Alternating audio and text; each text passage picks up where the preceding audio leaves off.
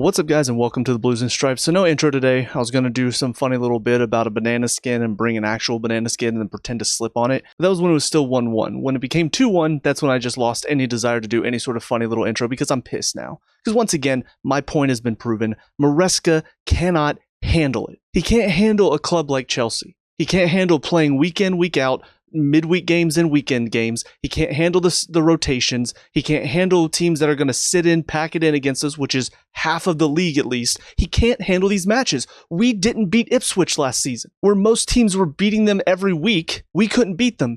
Even Man U managed to beat Sunderland, and we can't beat them at home. We lose to them at home. He's an idiot, and his subs, once again, killed us. They've worked in the past couple of matches. Today, they killed us. You brought in Tosin for Achimpong, who was having a stellar game, and you bring in Tosin, and where's the goal come from? Ball over the top, Tosin one-on-one defending, he can't do it, because he's a joke. So good job on that sub, Maresca. Also, the attacking subs killed us. You bring in Jamie Gittins, who had one good match against Ajax, but it's clear that in a match whenever it's tight spaces, he's not going to be effective. He needs space to run into. He didn't have that today, so he's not going to be effective. You take off Guiu and Pedro and put George up top again, so now he's out of position. And then you put Santos at the 10. So once again, you're playing an 8 and a 10. You killed our attack. Absolutely destroyed it. And then defensively, like I said, you bring in Tosin, who's a liability. Lo and behold, his bad defending leads to a goal. So Maresca, once again, is just an idiot. And this is where everybody that calls me not a real fan, calls me stupid, calls me whatever, because I don't think Maresca's good enough, because I don't rate him as a top quality manager. These are the types of matches that prove my point. He will have his good performances. Against certain teams, his tactics do work. But against most of the Premier League, they don't. Which is why we ended up way out of the title race last season, and why we're currently going to be way out of the title race now. Sunderland are in a better position to go into the title race because their manager knows how to set them up to be effective. Maresca doesn't for most matches. It works against Liverpool because Liverpool's set up to be very high press, very open, and so we can play through that. It works against Forest because Forest is a trash team that can't finish their chances. If they did, it would have been probably 4-3 to Forest. It works against Ajax because they go down to 10 men, and it didn't really work against Benfica. We just got one lucky chance that deflected in. So a majority of the matches this season, his tactics are not going to work, and people wonder why. Oh, why don't you support Maresca? Why don't you think he's a good manager? Here's another example. Here's example number, 50. Probably not that high. It's probably closer to like 20 or 30. But there's been so many matches like this one already this season. We've dropped points to Brentford. We've dropped points to Palace. We've dropped points to Man U, now Sunderland. We're dropping points to these teams. And even at home, we drop points to Palace and Sunderland now. So even at home, we can't beat these types of teams. So like I said, at 1-1, I was going to be frustrated. But I could at least look at it and go, you know what? Sunderland played really well today. I think Maresca's an idiot for how he set it up, but you know what? Sunderland they play the way they play, and we can't handle it. But it ended 2-1, and that's just not good enough. And honestly, between this and the Man U loss, two results that if he hadn't had the success over the summer, I think a lot more people would be calling for his head. But because he had that success, just give him some time. Just give him some time. I know it's the second season now, and he should have learned from some of his mistakes last season, and he hasn't, clearly. But no, just give him more time, guys. It's okay. I'm done. I'm done trying to pretend like, maybe Maresca will learn. So many people are trying to throw that at me whenever I do say that he's not learning, whenever I do say that he's not got it as a manager. He's still a young manager. He'll learn. If he learned, we would have won this match because going into it, I knew what Sunderland was going to bring. I'm not saying that I'm a better manager than Maresca, but if I can see the problem before it happens, and yet Maresca still can't set us up to be successful, then there's a clear problem here. Because again, we should be at least in the title race this season. Not necessarily winning it, we should be in the title race, and these are the games we should be winning comfortably. And if we can't, that proves he's not growing as a manager. He's still the exact same. So that's my Maresca rant done. Also, can we talk about the referee today, Andy Madley? What a joke. So one-sided. Nothing that was game-changing, but when a Sunderland player flops and gets the call every time, and the Chelsea player gets knocked off the ball, gets shoulder barged off the ball, and it's a foul once out of 20, there's a clear bias there. I mean, hell, even João Pedro took an arm to the face in the box, and it was nothing. Meanwhile, Esteval goes to challenge the left back, and he just falls over under the tiniest bit of... Esteval just arrived, didn't touch him hardly at all, and he's just down, and it's instantly a foul. that's a joke. And also the fact that he was just letting them waste time today. Can we cut that out, please? I understand that teams want to set up and do the long throw and do all of that stuff, which I didn't talk about that, but the fact that we conceded from another long throw after what happened at Brentford, that's a joke. And the set piece team should be looked into and possibly sacked for the fact that they've allowed that again. Every single time the ball goes out of play, they're taking 30 seconds to a full minute to set up. And on top of that, the referee will also step in and talk and take some more time. It's so frustrating already whenever we're not playing well and whenever we're tying to a team that just got promoted. But then you throw on top of that every single time the ball goes out of play, it takes almost a minute to get back in play. And then at the end of the match, there's only 6 minutes added on. That's a joke, and it needs to be cut out. PGMOL needs to look into that and realize that fans are not there to watch them set up for a set piece for a minute. They're there to watch them play. I'm sick of the fact that I can go to the bathroom and come back and they still haven't taken the throw or the corner kick. That's ridiculous. But anyways, let's get on to individuals. So Sanchez, not really much he can do for either of them. Maybe on the throw-in, he can be a bit more commanding and try to get it out, but it's kind of a scramble in there because the defense is all over the place. Nobody's really turned on to the second ball. So I can't really blame him for that one. The second one is just, it's a good finish. There's no way he's getting down there. But starting at Reece James, honestly, not a great performance from him. He had some good moments throughout, but I wouldn't say this was one of his better performances. There were some times whenever on the ball he was a little too slow. Defensively, he wasn't really tracking his runners very well, so I've seen better from him. I wouldn't say it was terrible. He was not the worst performance on the pitch, but I've definitely seen better from him. And so for that, I will say it was disappointing by his standards. Chalobah on the ball once again could be shaky defensively a couple of times when he's not really tracking runners very well or he's not putting in a challenge when he needs to be. So it's pretty concerning from him. And honestly, while Tosin was kind of the one that started the winner for Sunderland, Chalobah didn't really help either. He was just sort of there, not really doing much to help out. Achimpong shouldn't have come off. Great defensive performance from him today. And once he came off, that's when I was just concerned. Because Sunderland had had their few moments of getting their foray deep into our half on the counterattack. It's what I knew they were going to do. It's what I talked about in the preview. And Achimpong was doing a pretty good job of shutting it down. And so as soon as he came off and Tosin came on, I'm thinking, well, one of these counters is now going to lead to a goal. Sure enough. I know he's young. I know the inexperience might still show itself every now and then, but today he was playing phenomenally. In fact, there was one moment whenever Isidore should have gotten a yellow for a tackle that he put in on Achimpong, who went in so bravely. Because he's coming in to win the ball, and Isidore, you could see, is just straight legs, studs up through the ball. So you can tell he's about to go and try to hurt Achimpong. Achimpong goes in anyway, wins the ball, takes the hit. Somehow the referee doesn't look at that and go, hey, that's a yellow card for dangerous, because straight legs, studs up, even if you win the ball, that's still at least a yellow. If you had gotten the player, it would have been a red. But like I said, Achimpong today, wonderful defensive performance, and Maresca subbing him off for Tosin is what lost us the match. Dumbass. Cucurella, honestly, not one of his better performances. Several moments when it felt like he was a little slow into the challenge, getting up into the box. There were a couple of moments where last season he would have scored or he would have put in a good chance. Today, he just didn't really have it. So I think it's one of those performances where, similar to James, his standards are so high. This type of performance, for most people, would be okay. For Cucurella, it's under par, and I expect better of him. Into the midfield, Fernandez should have been subbed off, honestly. I think it should have been Santos on for Fernandez, give us another option at the 8, because he wasn't giving us anything today. A lot of his passes were under hit, a lot of his crosses, his through balls in behind, a lot of them just were not well placed.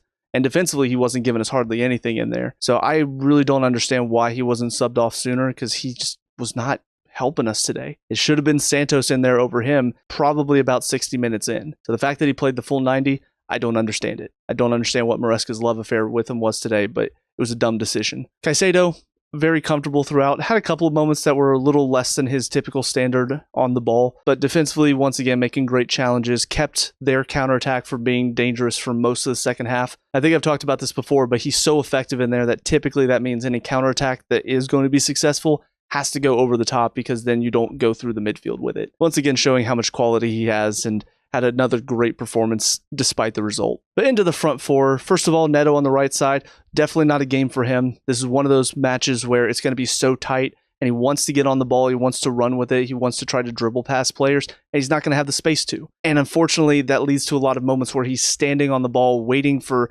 something to happen, and that's too slow in matches like this, because Sunderland are so packed in there, which is, again, something we need to solve, but Maresca doesn't seem to want to. Players like Neto, unfortunately, are not going to be effective in matches like these, so for me, it wasn't a great performance from him, even though it was a good pass in for the assist that set up the first goal. But on that first goal, I will talk about Garnacho next. outside of the goal, I didn't really see much from him. And I will give him credit because obviously I'm not somebody who likes Garnacho. I was not somebody that wanted Garnacho at our club. So I'm probably a little bit biased. I try not to let that bias affect my view. So on the goal, it was well taken. He was in a good position. And there were some moments when he was getting in good positions, but didn't quite have the finishing touch. But my problem is matches like this are the ones where we need somebody like Garnacho to step up because he is somebody who's willing to take that shot from outside the box. He is somebody that's willing to show a bit of quality. He's not going to try to dribble past players. He's going to try to cut in, have a shot, do something with it. And we didn't really see that from him today. I think about the Ajax match where we scored 2 goals because we took shots that deflected in. We had a few from outside the box, but honestly, we were not really attempting that very often. And Garnacho is the type of player that will make that attempt. And he wasn't really trying that much today. So I was a little disappointed in that respect. Because again, I think he is the type of player, I'm not a fan of him, but he's the type of player that in matches like today, I expect him to step up because we're not going to have our creative best coming in because there's not going to be enough space for us to make it happen. So that's when you need somebody with good finishing like Garnacho to step up and bury one. And he did get one, but there were several other chances where I thought he should have done a lot better, and he didn't. But getting into the middle, João Pedro honestly was pretty under par today. And I think this kind of shows because a lot of people are saying, because he's the 9 that likes to drop into the 10, he might be better at the 10. I think we've seen a lot of players where that is the thinking. Oh, well, Palmer, he likes to slide out to the right whenever he's at the 10, so he must be better on the right side. Well, no, because that's the run he makes. Enzo Fernandez, well, he's always crashing into the box, so clearly he can work at the 10. Well, no, because it's the run he makes from deep. Offsets the defense, and they're not really sure what to expect. When he's at the 10, his runs aren't quite as effective there because they're already marking him at the 10. So there are players like that, yeah, Pedro at the 9, he does drop in deeper, so you'd expect, well, if he plays a bit deeper at the 10, he could still be effective. But the problem is he's not drawing a defender with him like he normally would be if he's at the 9, which opens up space for somebody to run in behind, and that's why he can be so effective if he has a true 10 behind him and not an 8. And so today, unfortunately, I think it showed he's not really comfortable playing at the 10 because there are several moments whenever he's getting picked up by a midfielder now that is just on his back, that's going in hard, and he's not really opening up space for anybody else because the midfield is so congested. There's so many players in there, so he's not getting that space opened up. And so he ends up just sort of dribbling into trouble or just having to go backwards with it. So I do think this was a scenario to show that sometimes Pedro at the 10 can work, but I think he's much more effective when he's played up at the 9 and when he has a 10 in behind him. Because I do think we saw he made a couple of decent runs whenever he moved in there and Esteval was in behind him. There were some of those runs that he was making that did look a bit dangerous before Maresca switched it like 5 minutes later. But Guiu up top didn't get himself a goal, unfortunately, but I thought was probably one of our better performers today. Just so much hard work up there. He does provide something a little different that I do think can be effective against some of these teams that will knock it around the back a whole lot. Unfortunately, Sunderland are not a team like that. The couple of times that they did, he was very effective at closing it down, but they are typically a team that they're going to win it. They're going to look to go down the field quickly. They're not going to knock it around a lot in the back. For a majority of the match, it kind of felt like he wasn't really that involved because of it. So I do think it's kind of on Maresca for not seeing that that's not going to work against a team that are going to get it down the field quickly, not going to look to pass it around the back a lot, and not go with somebody like Guiu, whose best attributes are just chasing down the ball. As far as the subs that came on, Esteval came on and I thought looked very comfortable on the right side. I think he needed a little bit more help there by the end of the match because there were several moments whenever he was basically triple teamed because there's nobody else helping him because we had a left wing up top, we had an 8 at the 10. So that's very much on Maresca because I thought when he first came in, he looked dangerous. He was creating some good chances. When he moved to the 10, he was definitely setting up some great chances for us because he was allowed to be creative in there. Yeah, unfortunately, he was hamstrung at the end of the match because Maresca decided, hey, I know what I'm doing, and put on his dunce cap again and changed up the team to make our most effective player so much less effective. But I do think he needs to start starting more, even in the Premier League, because he is very, very good. And I think right now, without Palmer, I think him at the 10 is probably going to be our best option. I think whether you have Guiu up top or Pedro up top, I think having a Esteval in there is going to be our best option because he's so creative. He can get on the ball, get out of a challenge quickly. There's so much about his game that's going to be effective. It's kind of some of what Palmer does too. So personally, that is what I'd like to see from here on out. But like I said, good performance up until Maresca changed the front line and made us so much less dangerous going forward. Gittins, I thought, came in, didn't have much going for him. And like I said, it kind of makes sense. He's a player that needs space to run in behind, and Sunderland are not giving you that. So I don't really know what George would have given us over there, but I think that would have been a better option today. over Gittins. But Tosin also came in at the same time, and like I said, as soon as he came in, I was convinced we were going to lose the match because I knew he was going to be liable for a defensive error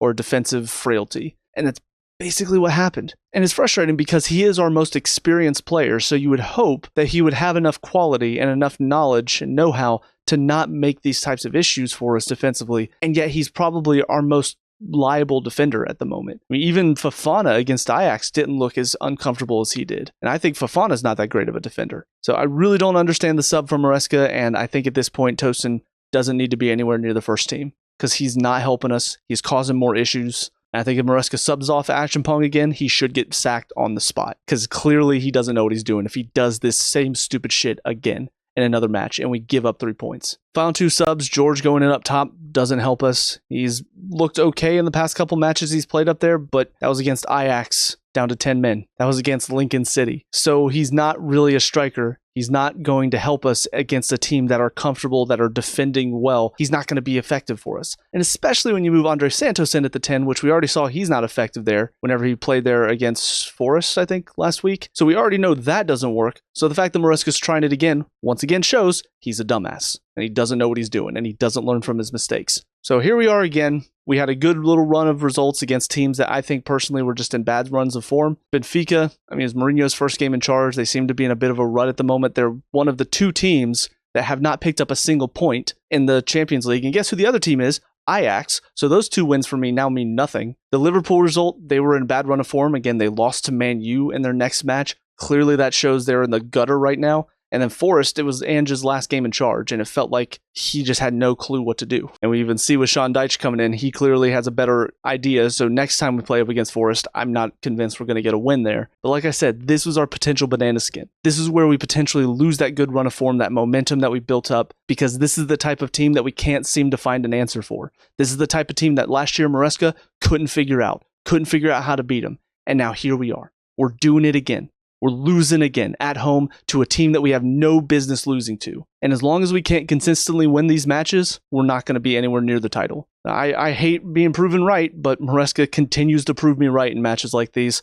Until he fixes that, I can't rate him. I can't say that he's going to be a top-level coach. I can't say that I'm convinced he's going to be successful here at Chelsea. Obviously, he's had some trophies, but once again, I take both of those with a grain of salt because the Conference League, I think we would have won in our sleep. I think even Potter probably would have won the Conference League with this team. And in the Club World Cup, I think he's fine whenever he focuses on one competition. I think when he's got 3 competitions or 4 competitions to worry about, Premier League, Champions League, we got the Carabao Cup coming up.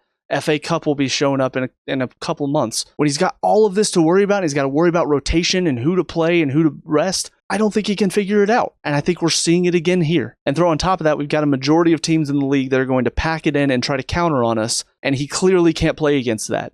His tactics don't work against teams like that. And yet he will not change. He will not try anything different. And then his subs. I know people praised his subs in the past couple matches. Today, they killed us. So those are all of my thoughts. Let me know what you guys think down in the comment section below. Hopefully we don't get knocked out of the Carabao Cup by one of the other worst teams in the league right now, but the way we're playing, who knows? With all that being said, leave a like and subscribe for future Chelsea previews, reviews, and talks. And until next time, hope you guys have a great day. I'll talk to y'all later. Peace out.